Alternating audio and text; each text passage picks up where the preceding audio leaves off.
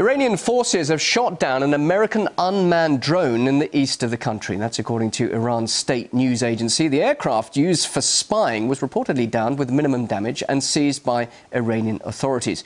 Well, to discuss the tense situation around the Islamic Republic, I'm now joined live from Chicago by Stephen Lemon, who's a radio host and independent blogger.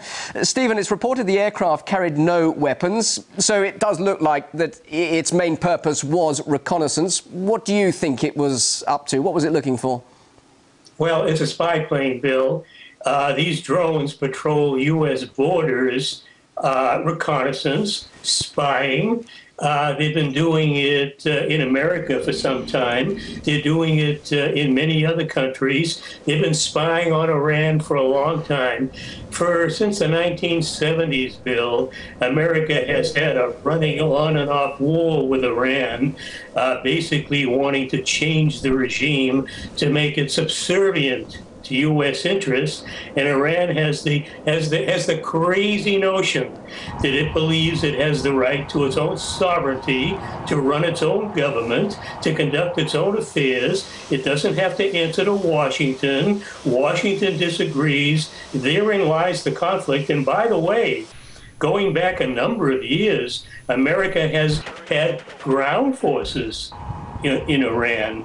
The Washington Post over a year ago reported that U.S. Special Forces are death squads, is what they are. U.S. Special Forces are deployed to 120 or more countries around the world. That's about 2/3 of them. You can betcha that Iran is one of them. Stephen, clearly a lot of pressure on Iran at the moment. We know, that, of course, that this drone was unarmed. It didn't carry any weapons. But there's a lot of talk that a strike on Iran is possible. Could this just be the start of the build-up to that? Well, they want to get all the information they can get. Spying, of course, is to get intelligence preparatory to doing whatever it is that you may have in mind. Indeed, what's key, Bill, is America has had for some years, especially since the Bush years, what they call a Greater Middle East Project. The project is total dominance over the region, North Africa, the Middle East, Central Asia, to Russia's borders. Russia, of course, is being surrounded with U.S. military bases, China as well. This is part of America's game.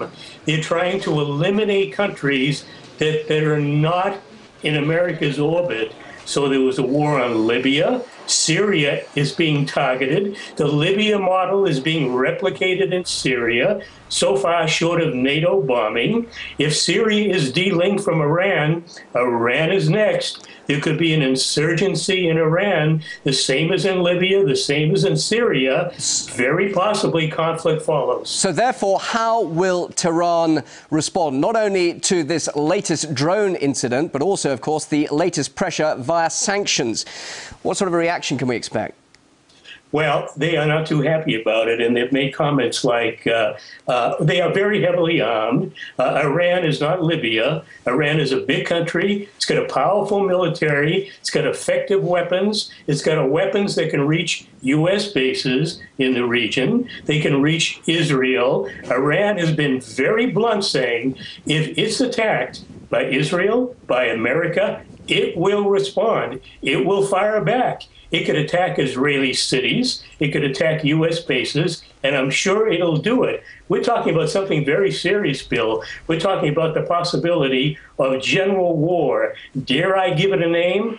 World War III. Just briefly, Stephen, clearly a lot of pressure and concern about Iran's nuclear ambitions. What if Iran was to cooperate now and allow inspectors in and to come clean, and it's all very clear that it isn't developing a nuclear weapon? Would that not diffuse everything and we wouldn't see that scenario developing that you're talking about?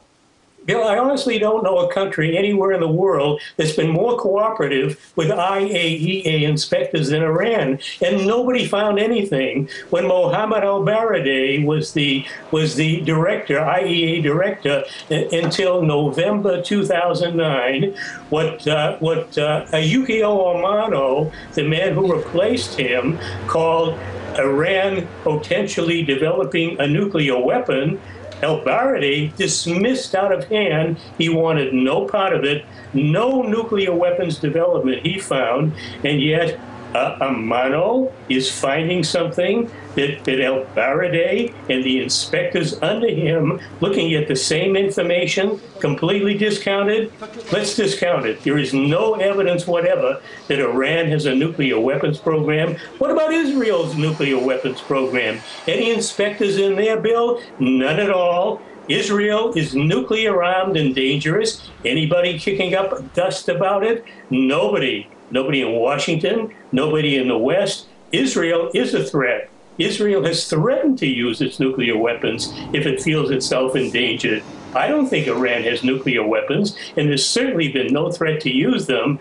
Let's have a little bit of truth in what's going on. Stephen Lemon, live in Chicago. Thank you very much indeed for your thoughts.